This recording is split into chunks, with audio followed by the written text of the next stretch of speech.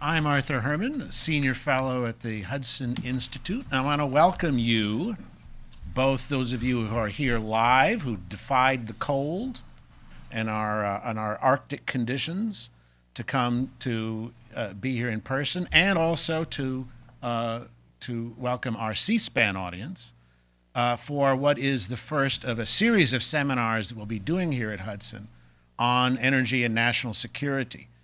I want to also at the same time welcome our panel of guests and experts who are going to talk to us today on the topic of the phenomenon over the last 7 months, which you see displayed for you very graphically, by the way, on our PowerPoint slide, which is the falling price of crude oil.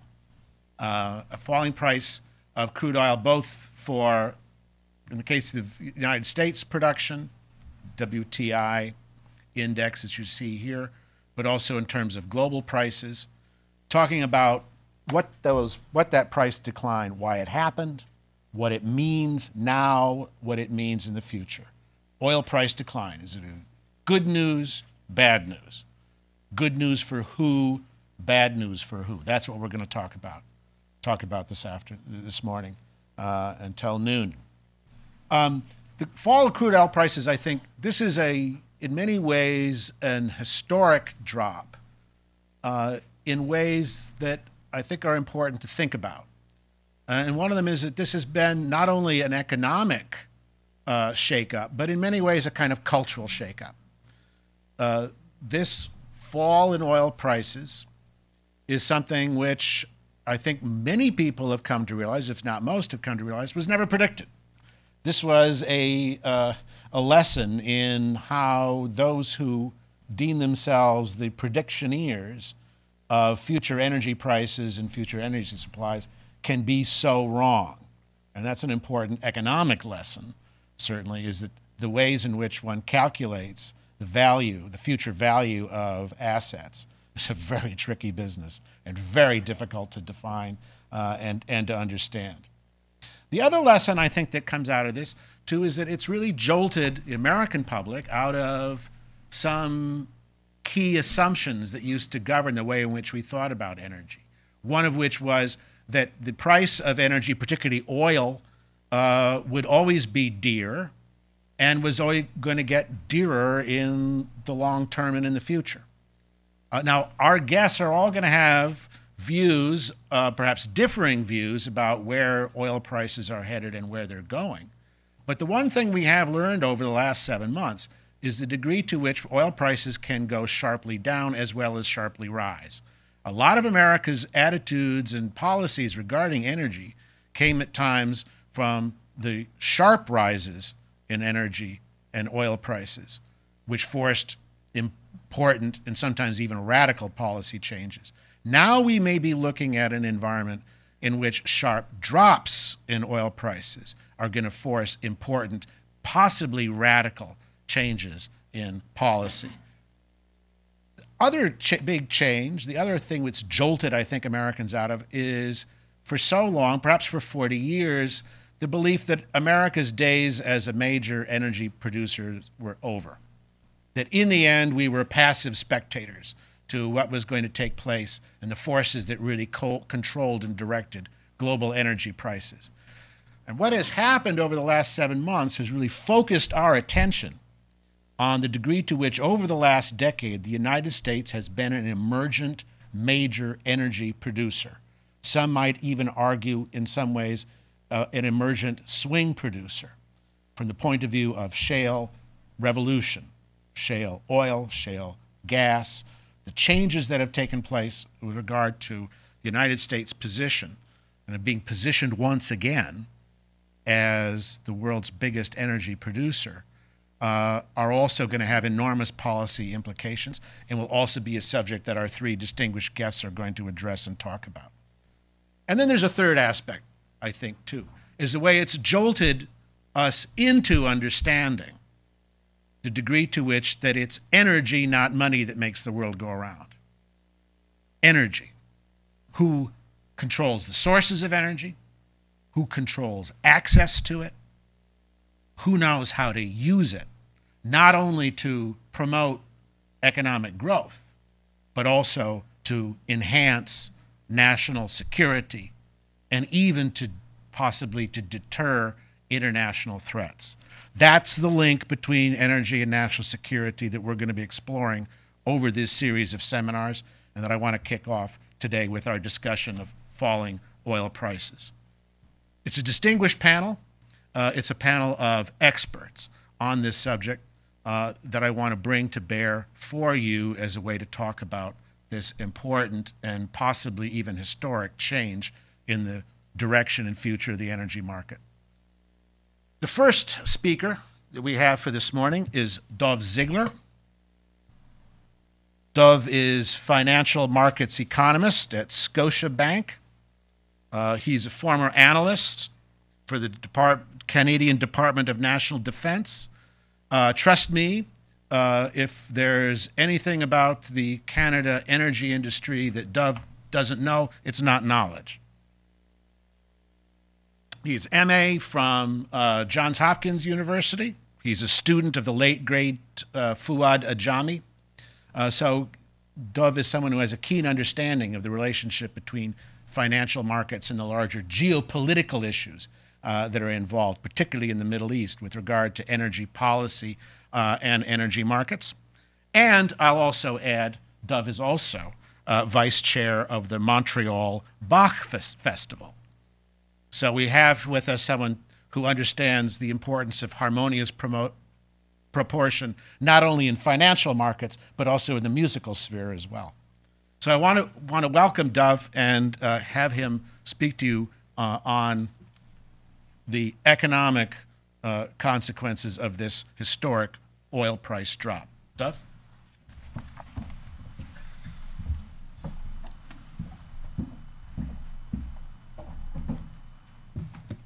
Well, good morning, everyone.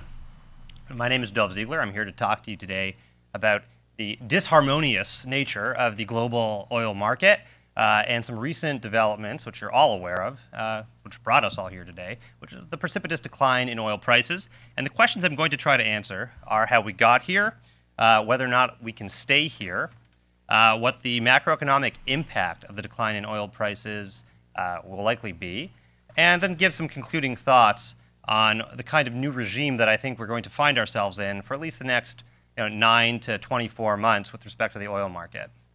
To start off with, I'll ask the question, what brought us here? So the North American market has been oversupplied with crude oil for the better part of the last 3 years. The chart that I have up here on the left shows you the difference between the American oil benchmark, WTI, and oil prices everywhere else in the world. The Brent crude price, which is the predominant seaborne oil price, but also prices for East Siberian / Pacific Ocean-borne oil, and also oil arriving in China at Daqing.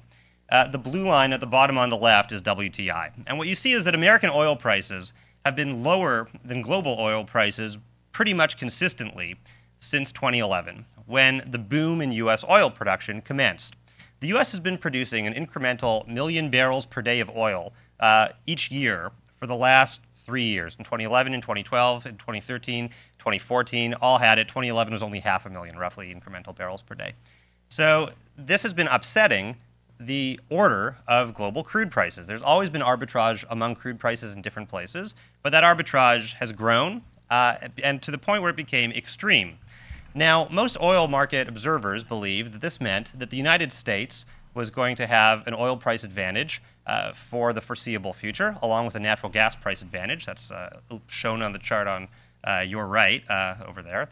But no one thought that this would weigh precipitously on international oil prices, or at least few did. Of course, what occurred over the last 6-7 months is that all oil prices have been dragged lower by the increase in U.S. production. So the question really is, what changed? The first thing that changed was the disposition of global oil supply.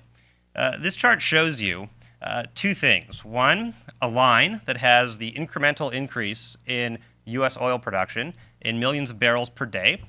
And then the bars show you unplanned shutdowns of global oil production in Libya, in Iraq, in non-OPEC countries, and in Iran.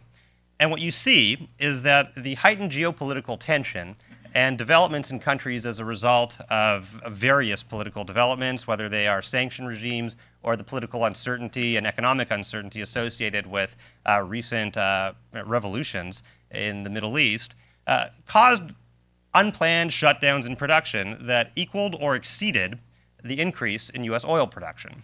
It was almost a race between the two, and the U.S. got ahead in the middle of 2014 when oil prices started to decline very rapidly. That's one factor, but it's only one. Oil is also a financial asset. The U.S. dollar has been appreciating against pretty much every currency in the world for the last, call it, 7 or 8 months. This is a result of expected changes in monetary policy in the United States and changes in actual monetary policy in other countries.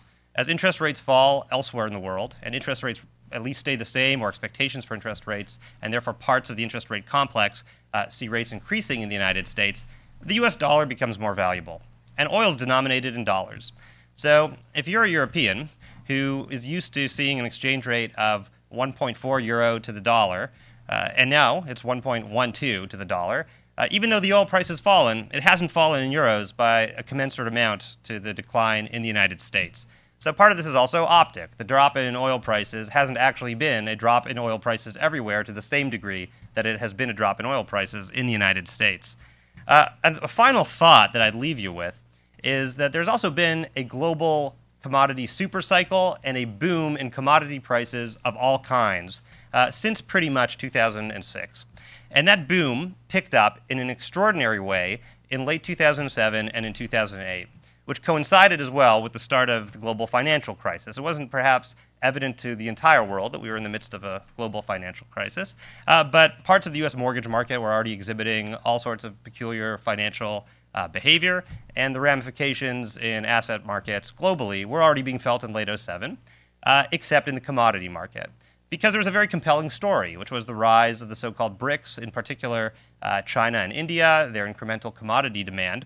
And this allowed global investors who had little optimism with respect to investments in a whole broad range of asset classes to focus on the one story that they still believed in, namely commodities. And commodity prices around the world went up quite a bit. Now, two things have happened since then. One, recently at least, knock on wood, the global economy seems to have emerged from at least the worst of the financial crisis. The European financial crisis that went on until really late 2012 is now over. The American financial crisis, thankfully, was over by the end of 2009. We now have some distance from it. The economy of the United States is now growing at a decent clip. Jobs are being gained. A lot of the type of economic behavior that we weren't used to seeing during the first 5 years of the recovery from the crisis, we're now seeing good behavior. And as a result, there's a broader spectrum of investable assets, I think. So that's at least limited the financial demand for commodity investment. But that's a hypothesis that can't be proven statistically. So can we stay here is the next question. Well, the data that people are looking at has to do with the cause of the extraordinary increase in U.S. oil production. Obviously, the cause has been an increase in U.S. drilling in the shale areas, a new technology. And as prices have fallen, the deployment of oil rigs has also fallen. And some of the recent upswing in oil prices has been associated with daily announcements, weekly announcements of declines in oil rig usage in the United States. So that would tell you that, at least possibly, American oil production could at least start to slow down in its growth. However, other data that look at the efficiency of oil rigs have actually shown more efficient oil rig usage in a major way since rig usage started to fall, i.e. we're using fewer rigs, but we're producing more oil, and the oil production per rig is going up. What this points to is the technological aspect of the U.S. increase in oil production. Oil production in the U.S. has gone up in large part because of a new technology to produce oil whose ultimate abilities we're not yet aware of. There aren't shale oil wells that are 7-10 years old. We don't know what the actual decline rate is for all shale oil. We don't know what the decline rate will be for the most efficient shale oil production. And we're going to find out because the global disposition of supply seems to be even. It doesn't seem as though global oil producers are going to, at least for now, reduce their production. And they're testing to see really what the American oil complex is able to do. I don't think there's a conspiracy behind it. I just think that there's uncertainty. And I think that we're in a period of tremendous price discovery, which is going to be the theme of my concluding remarks. Before I get to that, though, just to walk through some of the macroeconomic impact on the United States from this increase in oil prices and in oil production, and from this decline in oil prices. Well, first, the U.S. trade balance has been getting substantially narrower with respect to oil. These charts show you the U.S. petroleum products trade balance in nominal terms. That's the gray line on the chart to your left. And in real terms, that is to say volumes of petroleum products. And what you see is that in volume terms, at least, the U.S. is now importing fewer petroleum products than ever before on a net basis. The U.S. is actually exporting refined petroleum products and importing less crude. It's a very important development from an economic standpoint and as well from a national balance of payments standpoint. And it actually results in GDP numbers looking better. They look better because as we import fewer things, the minus part of net exports declines. As well, the U.S. trade balance is less sensitive to oil prices. Oil prices can fluctuate as they may. However, the U.S. trade balance with respect to oil remains pretty similar.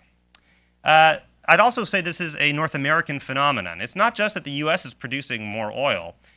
Canada and Mexico are also, well, Canada is producing much more oil, and Mexico has had level production, and it could see its production increase based on recent reforms. So this points to how we've actually had an integrated North American increase in production. And the production out of Canada and Mexico should actually be somewhat more stable and less erratic in its coming on and coming off. From a U.S. consumer perspective, this is just a chart that shows you a regression of the change in the oil price and the change in the quantity of nominal GDP taken up by spending on oil. And what it points to is that as oil prices fall or rise, consumers have more money to spend on something else. This is a good example of social science being used to demonstrate the obvious. The question is extent. And I think that that's where this can be somewhat useful. Extent seems to be moderate. I think American consumers will be better off. I think that U.S. GDP will be able to have, by my estimates, somewhere between 0.2 to 0.4 more spending to be done. This isn't really a game changer, but it's a good thing. So I want to conclude with those remarks with respect to macroeconomic impact, but it leaves us with a few questions with respect to where we're going and who the winners and losers will be globally. I didn't talk about budget balances because in the United States, oil revenue, though important, isn't an essential mix in the national budget. That's not true for all countries. With respect to particularly Russia, with respect to a variety of large oil exporting states in the Middle East, and even some of the United States neighbors, oil can be a pretty important mix in the tax revenue generating side of national accounts. Another issue that I think bears some thought is the question of how long this can go on. If we're really in a period of price discovery, I think that no one can actually know. It's an important example of how free markets are supposed to operate. A new technology is invented, new supply comes online, and then we get to discover the duration and durability of that supply through price discovery. Now, if we're in a period of price discovery, what I think that means is volatility for the next little while, and I think that it will be integral to see the extent to which we are able to maintain efficiency and see efficiency maintained in the U.S. oil complex, which is ultimately quite a new thing. There are very few countries that have ever seen their oil production increase by 3 million barrels per day over the course of 3 years. It's almost unprecedented in the history of global oil production, particularly so with respect to technology. This has not been driven by the discovery of new reservoirs. This has been driven by the discovery of a new technology. With that in mind, I think that from a policy perspective, at least, we do need to try to think of the oil issues in the United States as much one of technology as one of just simple supply of oil reservoirs and land allotment. So I think these are major issues. I think that we don't really know where this process of price discovery will lead us to, but we're going to be in it for some time. And I think that with that in mind, these macroeconomic benefits that the United States is reaping with respect to consumers should be an important and persevering factor, at least for the next little while. And more importantly, I think that on an investment basis, I don't think that the investment in this new technology is going to stop. I'll conclude my remarks there and pass things on to Anne.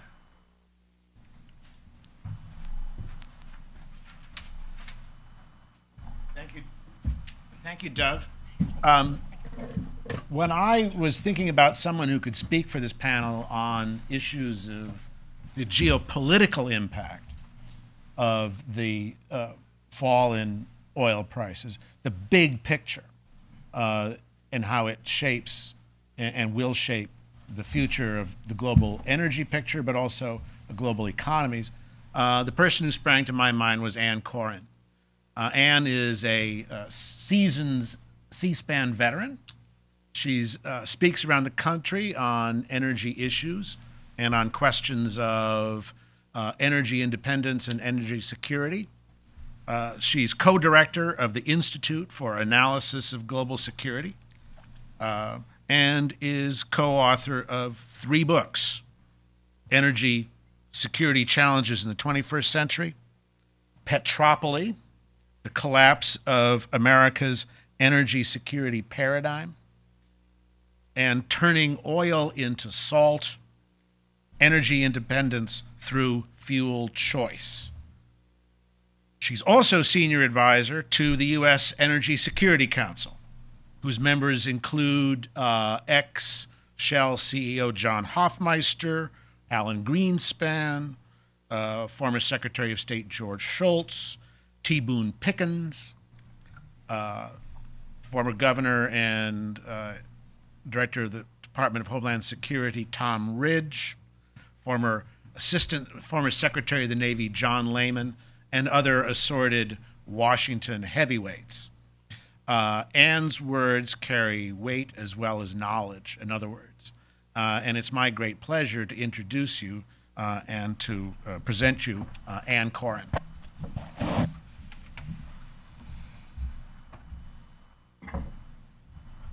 I'm glad to be here, and thank you, Arthur, for organizing this event.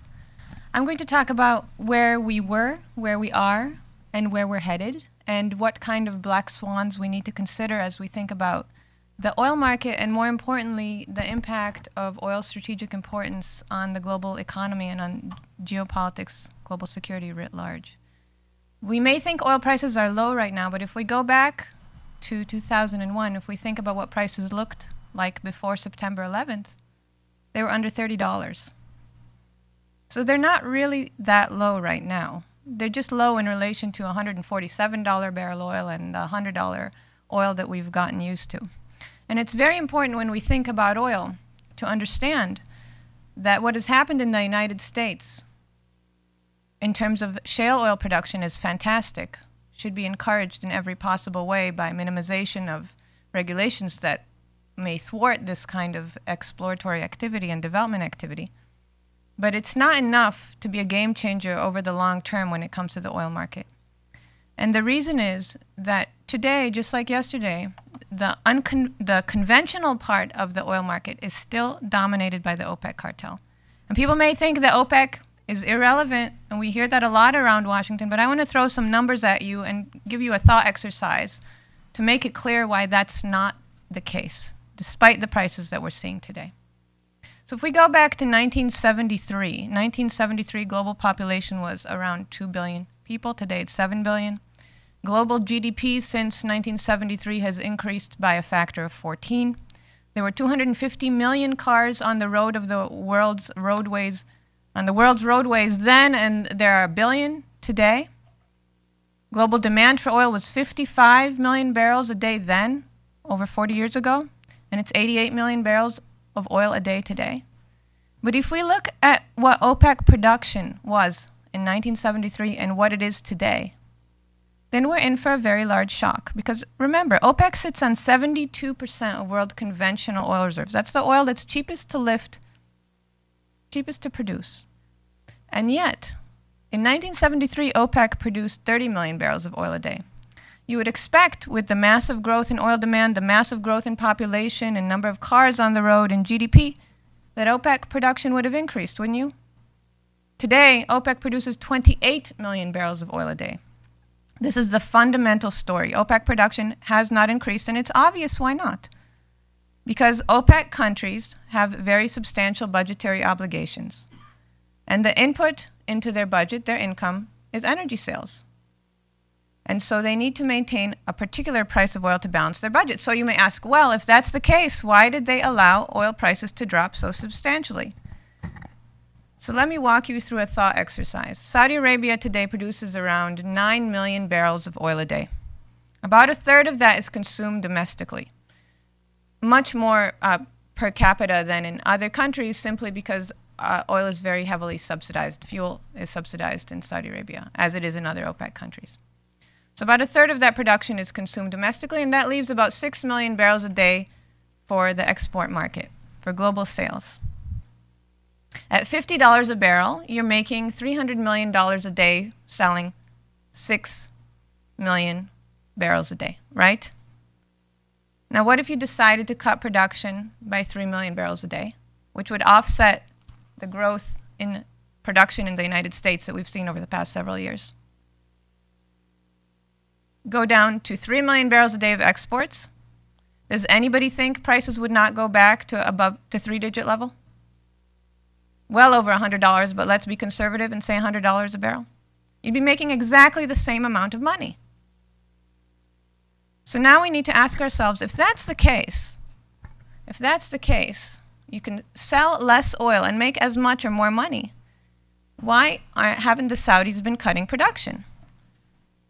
And then we see a number of possible reasons and likely reasons. One is, of course, similar to what happened after the Synfuels effort and the shift in the United States from an electricity sector that used a large portion of oil to generate electricity to an electricity sector that uses less than 1%. The less than 1% of its electricity is generated from oil. We see that the Saudis dropped oil price, or find it comfortable to drop oil price, in order to undercut the competition. Decades ago, that was the Synfuels effort. Today, it's the unconventional oil production effort.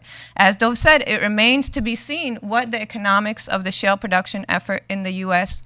look like precisely, and how much of that production will be knocked off the market at low prices. There are other factors at play. There's no doubt a side benefit to weakening Iran. There's no doubt a side benefit to hurting Russia, which supports the Shia, has tended to support the Shia side in the Shia-Sunni conflict. But there's also the factor that Saudi oil is heavy or medium sour oil, meaning it's high sulfur oil, and that refineries that are dedicated to processing heavy sour oil are not the same refineries that are dedicated to processing, for example, the light sweet crude that's produced in the U.S. shale sector, for the most part. And so, if you offer discounts to developing world consumers, to Asian consumers writ large, so that they become beholden to your type of oil, and they build refineries specifically dedicated to processing your type of oil, it's going to be harder for them to switch to somebody else's oil down the line.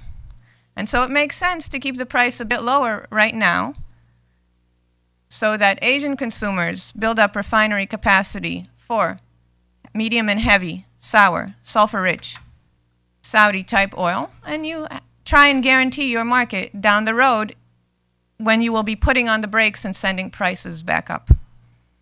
Okay, this is kind of a thinking about the supply and demand side of the market, but there are other factors that we need to think about that I think people don't often like to consider. And that is that the Saudis, the Qataris, and their friends in the Gulf on the Sunni side of the aisle have created a monster. By funding radical Islam throughout the world, they've now created cancerous growth in the Middle East that has turned on its creators, if you will. They have lost control of their creation. They tried to funnel the anger and aggression of their populations and being controlled by what the population may see as frivolous and wasteful royals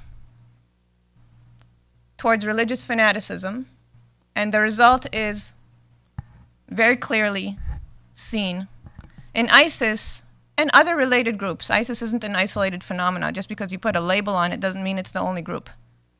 I don't see any difference between the people that beheaded Daniel Pearl and the people that beheaded Kenji Goto and slaughtered him in cold blood, and the people that burnt alive Muath al-Kasasbe, the Jordanian Royal Air Force pilot.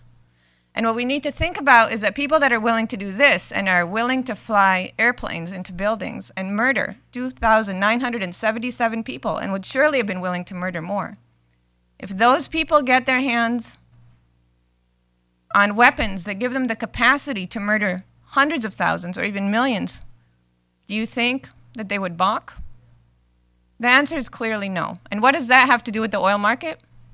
It has a lot to do with the oil market, because at the end of the day, 2/3 of global conventional oil reserves sit in the Middle East. Again, that's the oil that's cheapest to lift and produce. And in the Middle East, we see a Sunni-Shia conflict that's raging out of control, slowly but surely. We see an intra-Sunni conflict that's raging out of control, with ISIS gaining popularity. We see an enemy that cannot be negotiated with, that cannot be contained, that can only be destroyed. And we don't necessarily see a desire to destroy that enemy, a willingness among the world powers that are capable of doing that to do so. And when you think about the fact that the region that the world relies on for oil has so many volatile, dangerous factors that impact its future stability, that impact its ability to continue producing oil for the rest of the world, even though countries do not necessarily import a great deal of oil from the Middle East, we have been reliant on the Middle East for the price of oil much more so than for the black liquid itself. If you think about it, the United States has never in its history imported more than 15%, that's 15% of its oil needs from the Middle East. But it has been OPEC that has determined the price of oil. And so what we import from the Middle East is the price of oil, whether that's a $50 price, whether it's a $100 price, whether it's a $150 price. And if we get to a situation in which Iran gets a nuclear weapon, the Saudis buy a nuclear weapon off the shelf from Pakistan, a nuclear program that they subsidized because they will not tolerate having a Shia power in their vicinity with nuclear capability while they do not. And if we do not think about what that means for non-state actors in the region being able to get their hands on those types of weapons, and what that means for the global economy writ large, then we're being very, very short-sighted. So where we are going forward, this is a very bleak and unpleasant vision, I know. But I think that what is very important to consider is how the United States, Europe, Asia, the growing energy consumers, most importantly in China and India,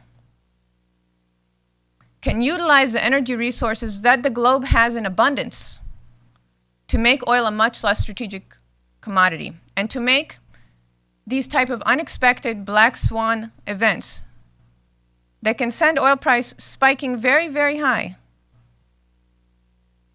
can bring the global economy to its knees, can make them much less relevant. How we can inoculate ourselves, if you will, to a region that we simply cannot control and we simply cannot stabilize, no matter how much blood and treasure we may wish to commit to the effort.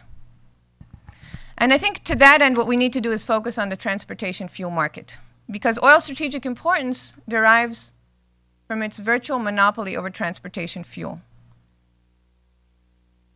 The fact that almost all of our transportation fuel is petroleum-based means that when oil prices spike, moving people and goods from one place to another, which is, after all, the engine that moves the global economy, becomes very much more expensive. And that means that every single service and good that we consume becomes a lot more expensive. And so much like years ago, salt was a strategic commodity because it was the only way to preserve food. So wars were fought over salt, and countries chose, in some cases, where to place colonies due to where there was an abundance of salt. Today, oil is a strategic commodity because it has a virtual monopoly over transportation fuel.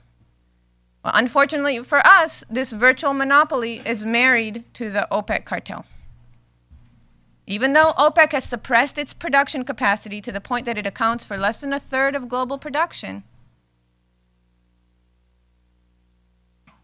if we think about what would happen if it were Exxon, Chevron, BP, and Shell that were sitting on 72% of conventional oil reserves, does anybody think prices would be at $50 a barrel today?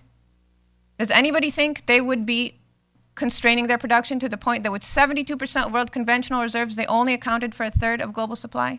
No, right? They'd be facing antitrust action if they did that.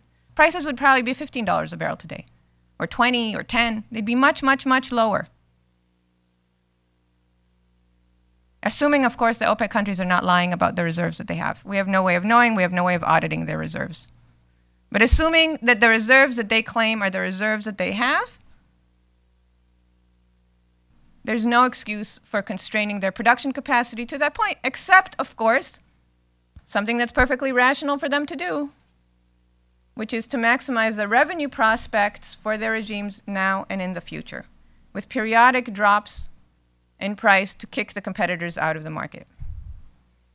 So what we need to do, because OPEC as a collective acts as a monopolist essentially in the oil market, and because oil has a monopoly over transportation fuel, in effect, OPEC acts as a monopolist in the global transportation fuel market.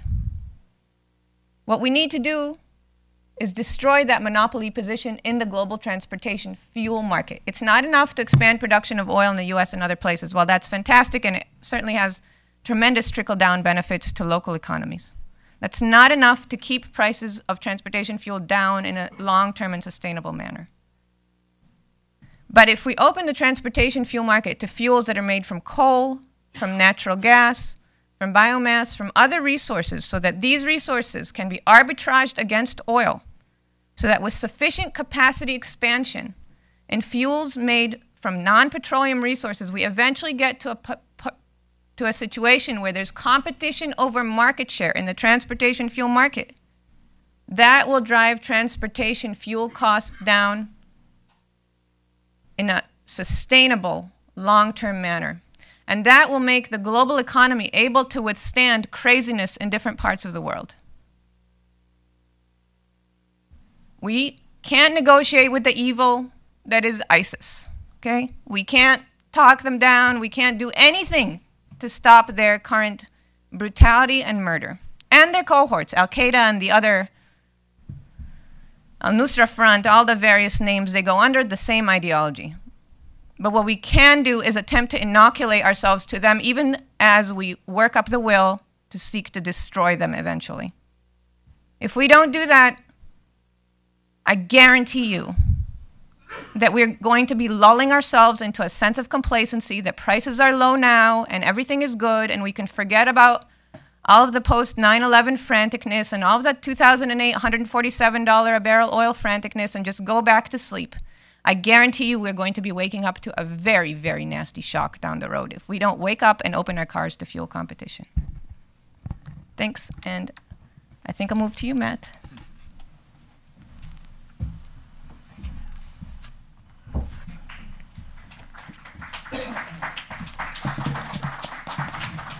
Thank you, Anne. When I was putting together this panel, I decided that the other component we needed was someone to talk about how this drop in oil prices is going to be viewed and embraced by the new GOP Congress. And the person who I thought could give us the most insights into that, and also in the way in which the new GOP Congress looks at energy issues generally, that person was Matt Leggett. Matt is Policy Counsel for Energy, Environment, and Agriculture for the U.S. Senate GOP Policy Committee, basically the policy steering committee that thinks through the issues that the new Congress will be talking about and the prism through which they see those questions.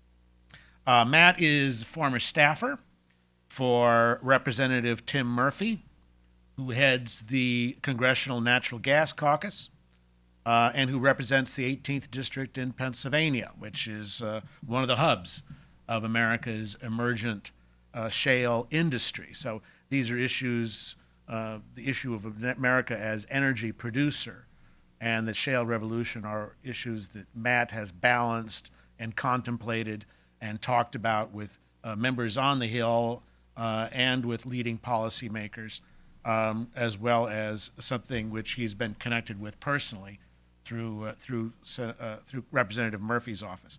He also has a law degree from Vanderbilt University. He's one of the most thoughtful people that I know on the Hill on America's emergent energy issues and ways to address them, ways to address the questions of how America's emergence as the leading natural gas and oil producer will have an impact not just in our economy, but also on our national security. And for that reasons, I'm very happy and very pleased to introduce you to and to have as our last panelist, Matt Leggett.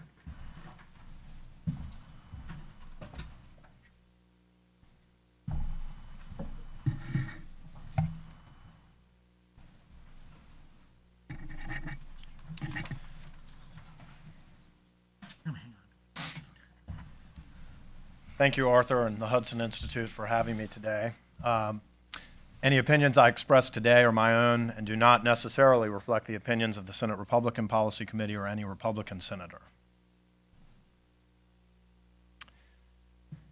Who doesn't like paying $2.24 for a gallon of gasoline? That's today's national average price, down $1.09 from last year. This is a slide of yesterday in Richmond. It got as low as $1.99. Low gas prices act as an enormous tax credit distributed directly to every American family that immediately stimulates business activity across the economy. Americans are likely to have as much as $115 billion more in disposable income in 2015 this year. If gasoline averages $2.50 per gallon, a typical family could save $1,100 annually. That's money they can spend on other things. Importantly, low gasoline prices act as a progressive tax cut. They provide proportionally greater economic relief to low-income households and senior citizens on fixed incomes. Even better, they do not require a dime of taxpayer money, and no one has to wrestle this tax cut through Congress. Low prices for other petroleum products are also boosting spending power. Diesel, down $1.13 since last year. Residential heating oil, down $1.33.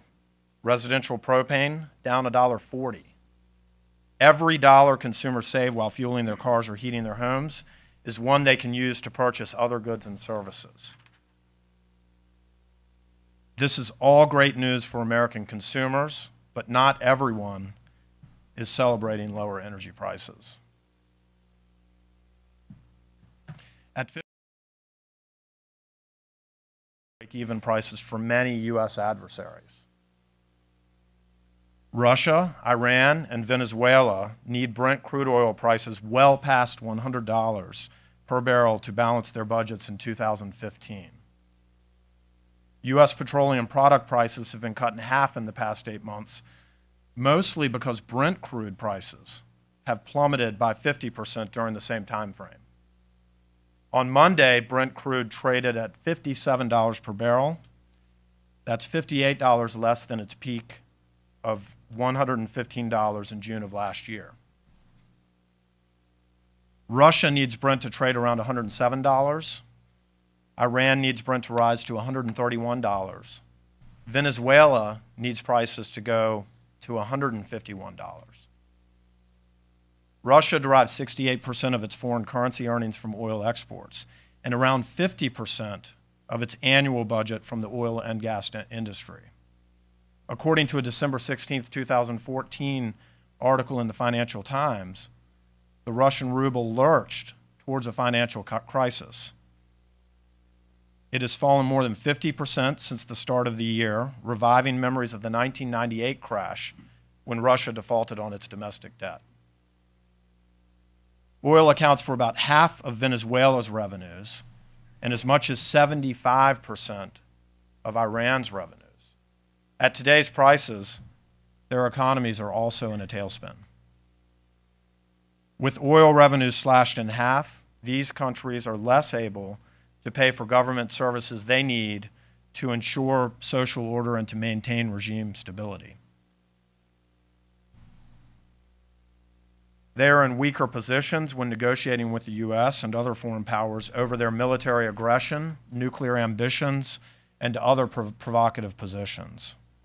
At home and abroad, their power correlates with oil markets, and it declines as oil prices fall.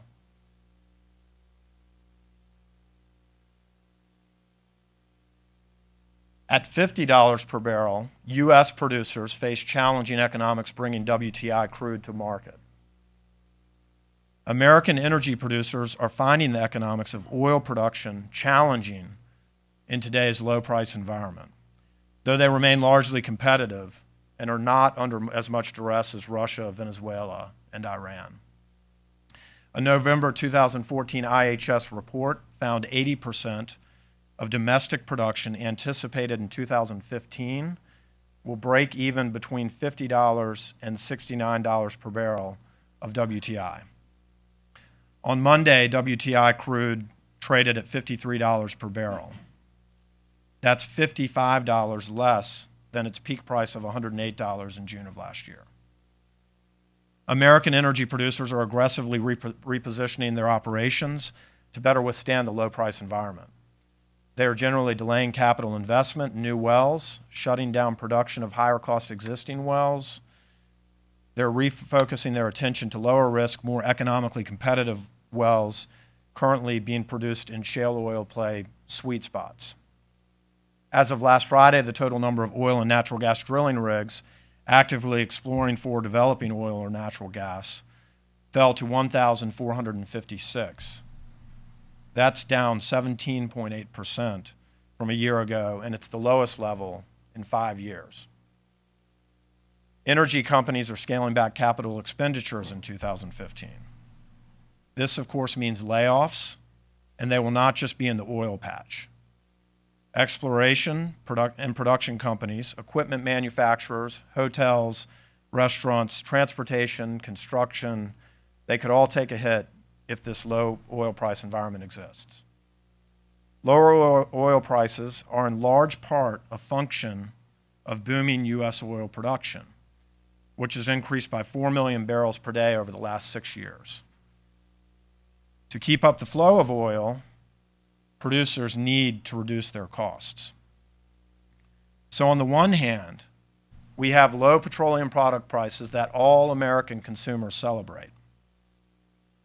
On the other hand, we also have energy producers who are challenged in a low oil price environment and whose oil we need to keep supply up and prices low.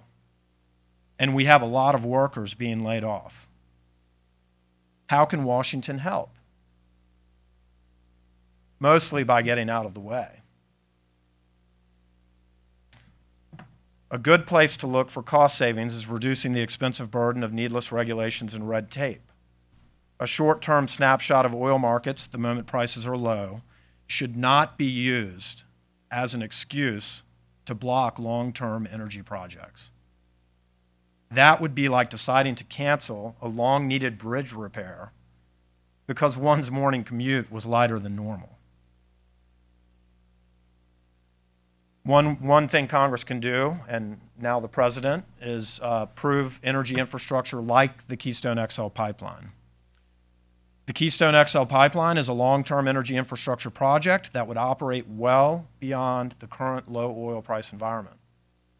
The Senate passed it 62-36 after debating and voting on 41 amendments, a few of which were adopted. That was nearly 3 times the number of amendments that were voted on in all of 2014. Many of those amendments were offered by Democrats, and 9 Democrats voted for the legislation. The House passed it 247-152, with 29 Democrats voting yes. The pipeline would transport 830,000 barrels of oil per day, including 100,000 from Montana and North Dakota, to market in the most efficient and environmentally responsible way. President Obama has delayed making a decision on this pipeline for more than 6 years. During that time, the project's costs have increased by 48%, from $5.4 billion to $8 billion. This is exactly the kind of unnecessary and burdensome cost that mismanaged energy infrastructure permitting can impose on energy producers. The President should sign legislation approving the Keystone XL Pipeline into law immediately. Instead, he will veto it. Open federal lands to oil production. The federal government manages roughly 640 million acres of surface land, approximately 28% of the 2.3 billion acres of land in the United States. The federal estate extends to energy and mineral resources located underground and offshore, including about 700 million onshore acres and 1.7 billion offshore acres. The federal government only leased 2.8% of onshore and offshore federal lands for energy production in fiscal year 2014. This was not by accident. President Obama has utilized designation authorities under the National Wilderness Preservation System, the National Wild and Scenic Rivers System, the National Trails System, the Antiquities Act, the Endangered Species Act, and other programs and laws to block energy production on federal lands. This has contributed to crude oil production falling by 6% on federal lands the President controls from 2009 to 2013. By contrast, crude oil production has increased by 61% on state and private lands. Despite his repeated attempts, the President cannot claim credit for America's shale oil revolution and the lower gasoline prices it has brought to consumers. These game-changing developments have happened in spite of his policies, not because of them. I should note, too, that the federal government has great difficulty effectively administering existing federally protected land. The combined maintenance backlog of the 4 federal land management agencies totals as much as $22.65 billion. We ought to focus on effectively managing existing federally protected land before we designate new ones. We certainly can provide energy producers with greater opportunities to access federal lands for oil and gas production.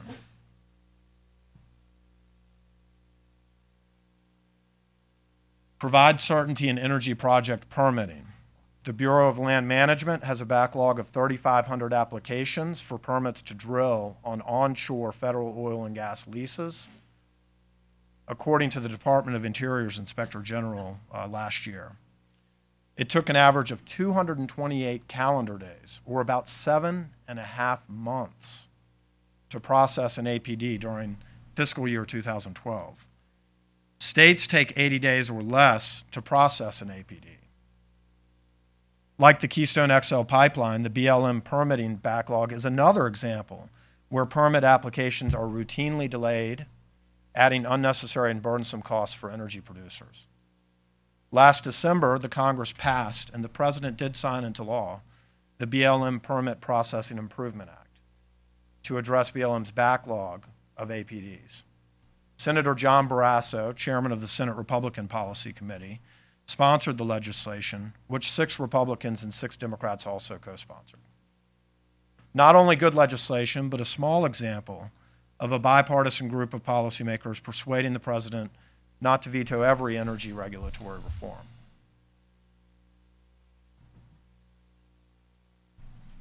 We need to stop unnecessary burdensome regulations.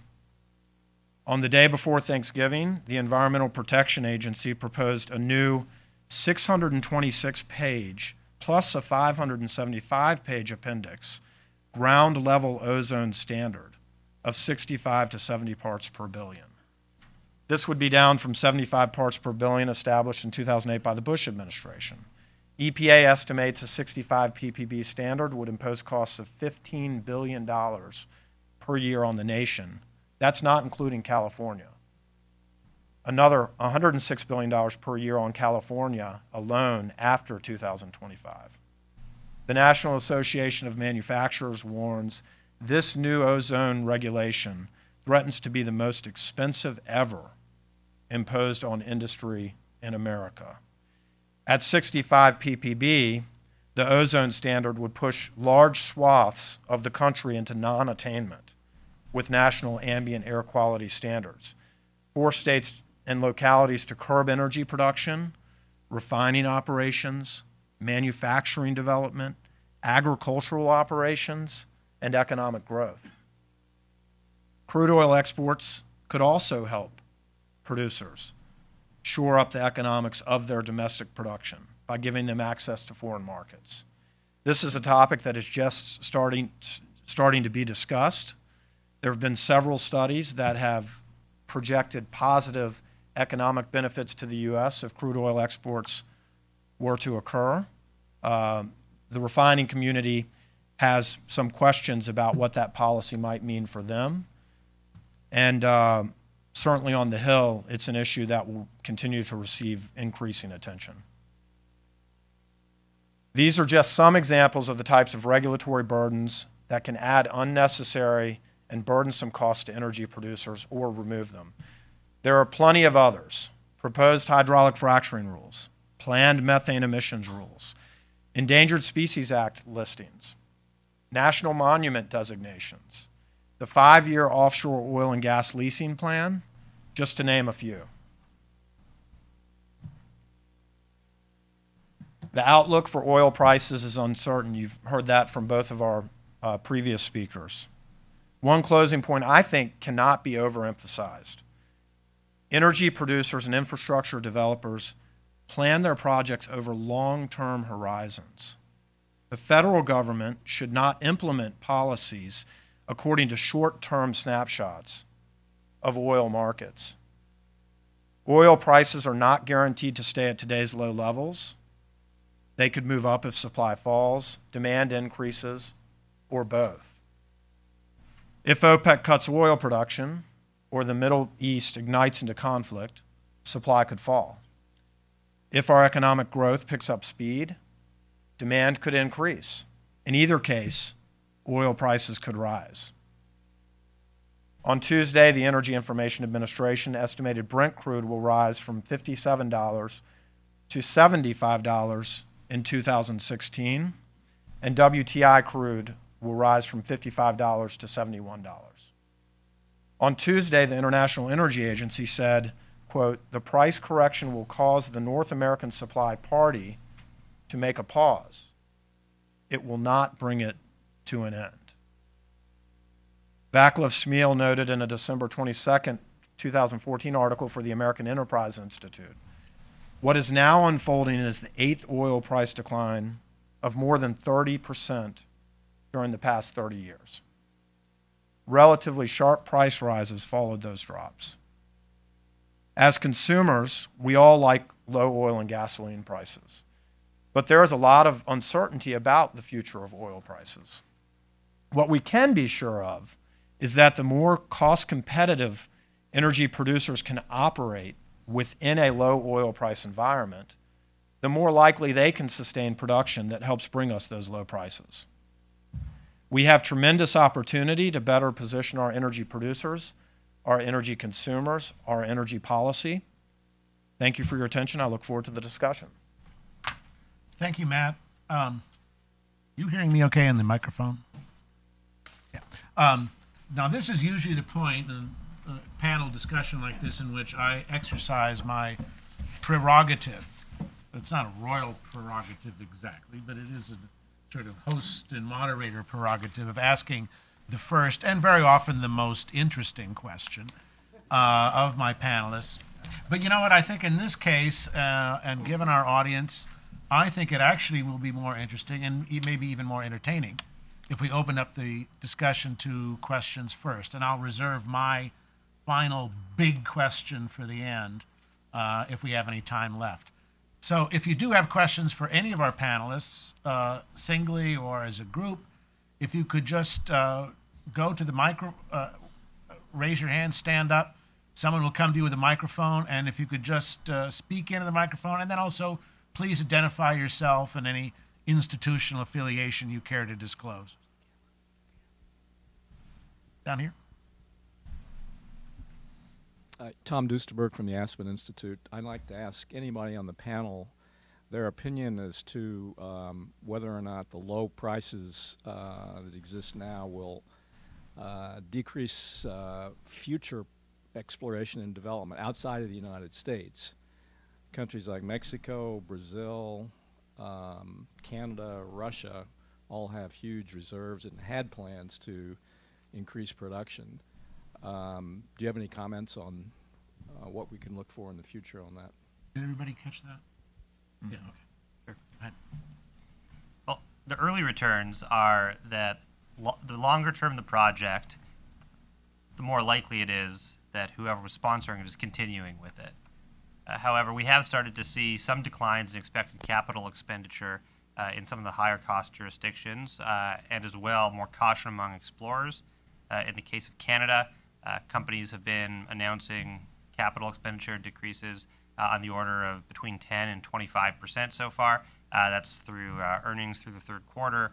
Fourth quarter earnings are coming out now, so we're getting a sense of what they're saying. More globally, I think that a lot of the projects seem to be longer duration types of projects, and oftentimes even have some element of state sponsorship. So it's really harder to get a handle. But at least in Canada, that's what we've seen. And then in the United States, what we've seen so far is interesting. We've seen the rig count dropping, and we've seen similarly declines in capital expenditure. However, prospects for the companies still remain highly contingent on volatility in the oil price, and it's much more adaptive. The Canadian projects are typically longer-term projects. The global deepwater projects are definitely longer-term projects, but the shale projects could be started or stopped with tremendous variability. I mean, it's a 1 to 2 month type of window in order to get them going, or in terms of exploration. So that's what's so interesting about this production surge in the United States, that it's highly flexible, highly adaptive, dissimilar to most of the high-cost oil exploration elsewhere in the world. And just to add a data point? Yeah, sure, please. Just to add a quick data point, we just saw an announcement from Shell and BP that they already cut spending by $40 billion, and there have been layoffs of around 100,000 people in the industry. So companies are definitely reacting to the lower prices and either shutting in production or reducing investment in certain projects. And I might add one thing. Dov mentioned in his presentation about the declining rig counts, but how we're still producing a lot of oil despite that because of a lot of technological efficiencies. I think that's a big question mark for a lot of analysts to this question. What kind of technological efficiencies are energy producers going to be able to achieve in this low price environment to operate at lower prices? That's a big question mark. I think it'll be a fascinating thing to watch going forward. If I can just add one Sure, thing, yeah. and I'll cite my friend Vikram Rao at the Research Triangle Institute in the Carolinas, and he was a CTO of Halliburton, and what he says is these low prices essentially, in a way, are healthy for the industry, because they force more efficiency in terms of the way technology is utilized, less of a brute force approach and more an optimization of technology. And they also force the higher marginal cost producers, the less efficient producers, out of the market. So while that's certainly bad for jobs and so on and so forth, in the long run, it may prove to be a better use of technology for the industry and an effective lower cost of production for the industry overall when you look at shale. And there's also, too, if I may just add, there's also kind of a paradoxical relationship between shale producers and conventional producers, including the big oil companies that have been involved in the kinds of projects you're talking about.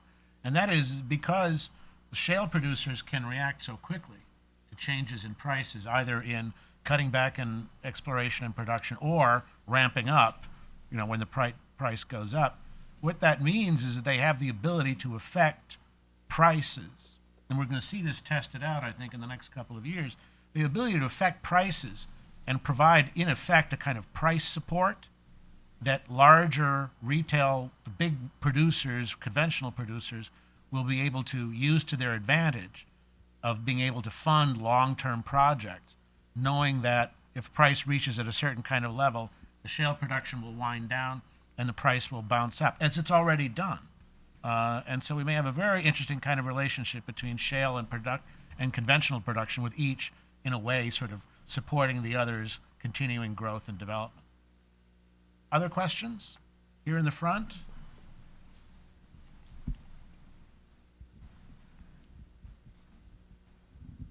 Hi, I'm Stefan Grober with Euronews, European Television.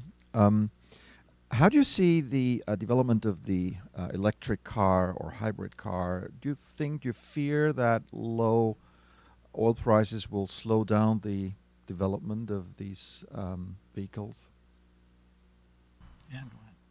Well, I love what Tesla's been doing, because by focusing on the high-end luxury consumer, that gives you a lot of room for charging much higher prices than the average, $15,000 or $20,000 car buyer is able to stomach. And so I think vehicle electrification is a fantastic technology. If you ever driven a Tesla, you know what I'm talking about. These cars are just incredible to drive. They're a lot of fun to drive. But when you're looking at spreading into them, there are two questions here. One is the development of the technology, and the second is the movement of the technology into the mass market. And that's all about price. That's all about the battery price. That's all about, if you're looking at plug-in hybrids as opposed to pure electrics, the price of the hybridization part of the system. I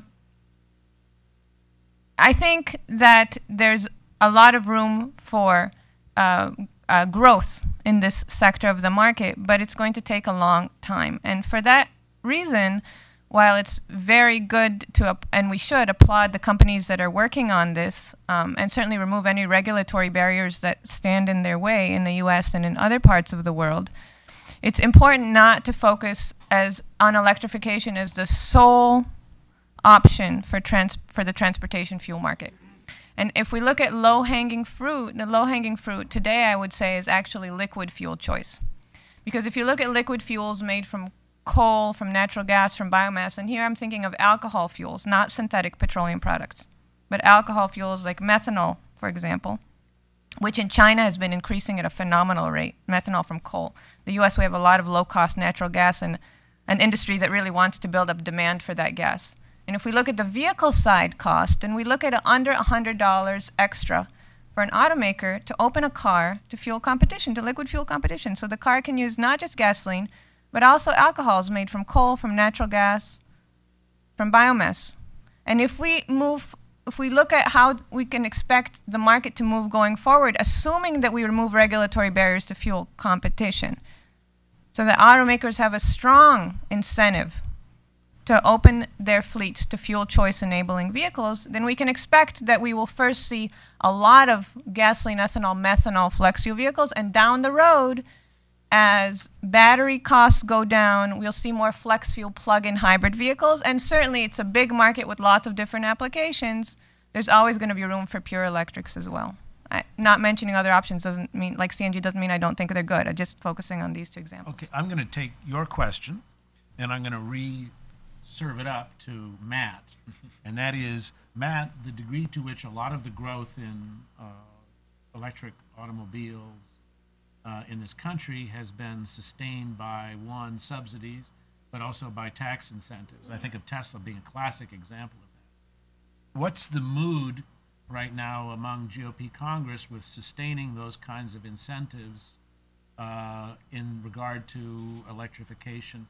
And what do you foresee would be the impact? Forget about just the issue of lower oil prices, but the other impact, and that is the way in which these kinds of subsidies and incentives have really pushed that market forward. Well, I think, first of all, certainly the Republican conference is interested in an all-of-the-above energy strategy, including technologies like electric vehicles. We have some members of our Congress that are real leaders on electric vehicles, specifically others that are more interested in natural gas vehicles. So there's a really healthy debate within our conference as, to what vehicle technology should look like going forward. I think taking a step back and just looking at the government's role in these types of policies, certainly our conference and quite a few Democrats as well, are more comfortable focusing on the research and development aspects of any of these types of technologies.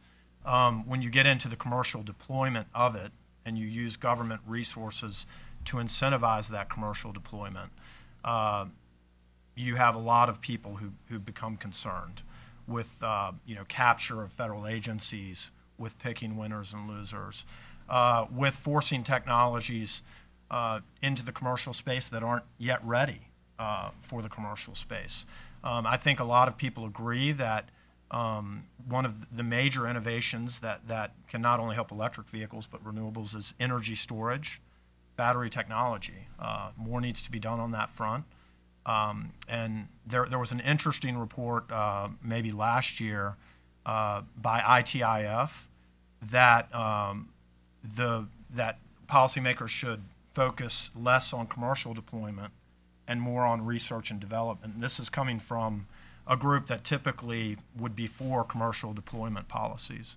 So I thought that was an interesting shift, maybe on the more democratic side of the aisle, or at least from a think tank. I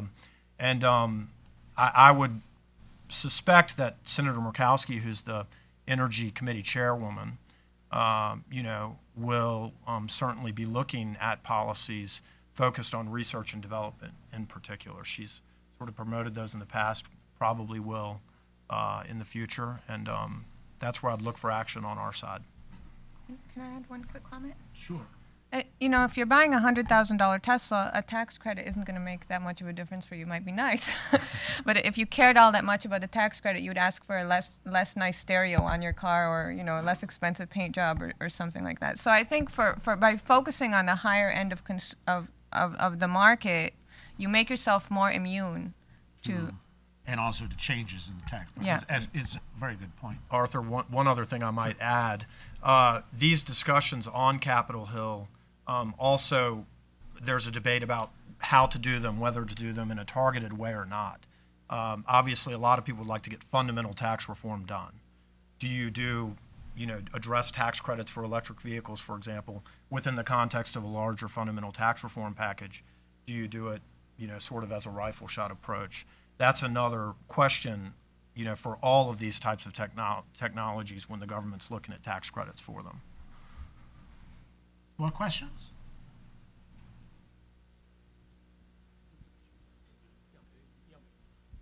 Thanks. Abe Shulsky from Hudson.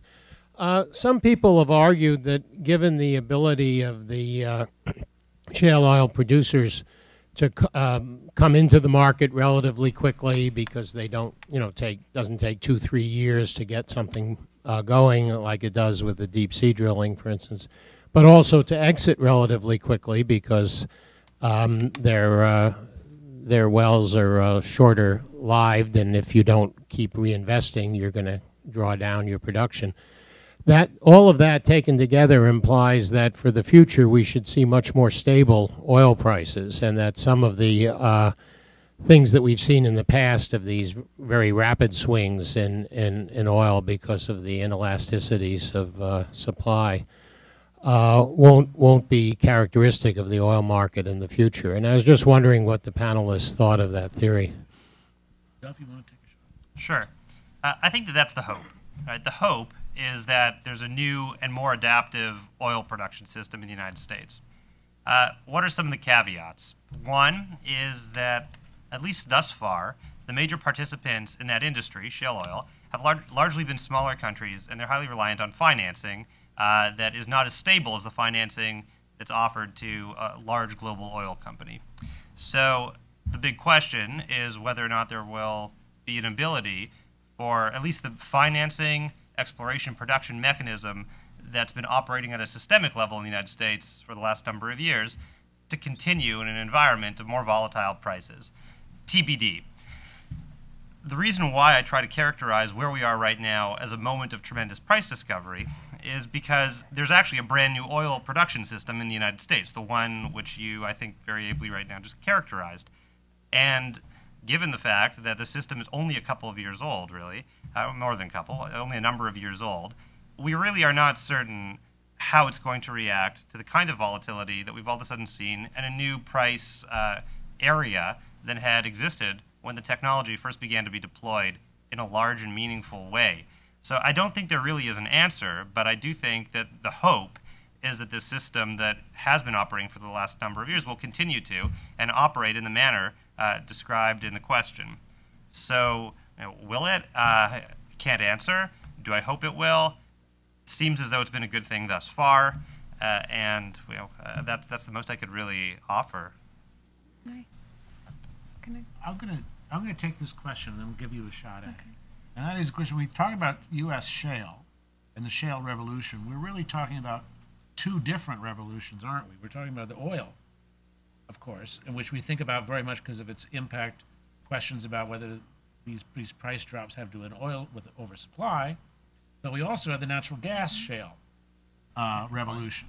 And so my question that I'm going to pose, taking Abe's point and opening it up, and I'm going to ask you first, Ann, is it perhaps the way in which the shale revolution will really, in a sense, provide us with a certain kind of cushion with regard to prices, protecting us from large swings up or down? Is the real cushion maybe not in shale production of oil, but in shale production of natural gas? Mm-hmm.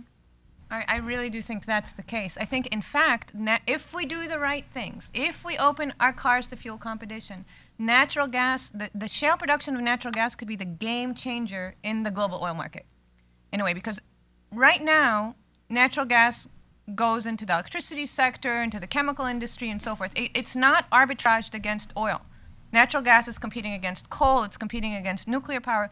We want to force arbitrage between natural gas and oil. We want natural gas prices to rise as oil prices fall, okay? And for that, and of course not natural gas prices in Asia, which are very high because natural gas prices differ around the world, but I'm looking at natural gas prices here. We want natural gas prices to be able to be used as a lever against oil. And when we think about this, if we do that, that'll be fantastic for the shale producers. It'll give them a much more incentive to expand production for the shale gas producers, which right now have shut in a lot of dry production, even before prices plummeted. Even a year ago, it wasn't economic to produce a lot of the gas from fields that weren't producing wet gas. It just was not economic. So we want to see a lot more of that gas production. For that to happen, you have to have a tremendous increase in demand, and for that to happen, you really want to open the transportation fuel market to that gas. And can I just refer back to the earlier question? I really must. We can't ignore the motivations and the imperatives of other actors around the world.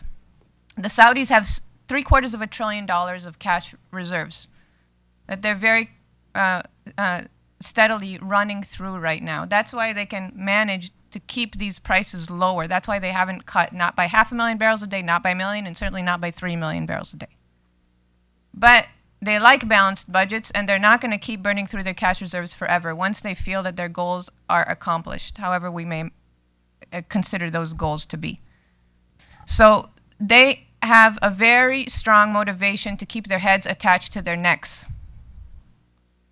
To that end, they need to keep subsidizing fuel prices domestically. They need to keep massive salaries going to their government employees, and most Saudi citizens work for the government. They need to keep subsidies for food and everything else. They need to keep spending lots and lots of money, which means they need a much higher price of oil, as Matt showed us.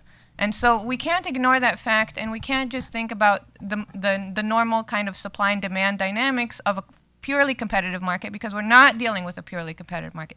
We're dealing with a market in which a cartel has a very important and substantial role to play. And the other thing we can't ignore when we think about hoping for stability in this market, we simply cannot ignore the black swans. It would be folly to do that.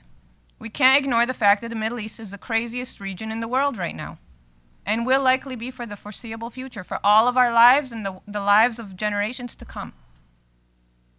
I'm going to come back now to Dov and Matt on my question. Shale revolution.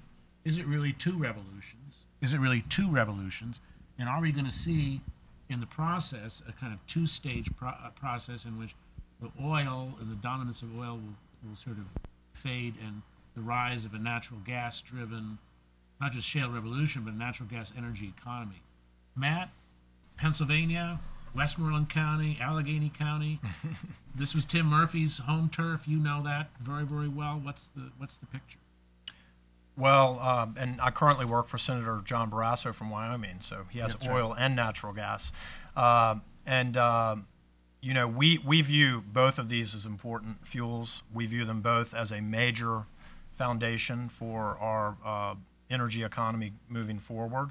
We believe they not only are going to provide domestic benefits, we believe they're going to provide us geopolitical benefits, and we think we should use them for both of those purposes.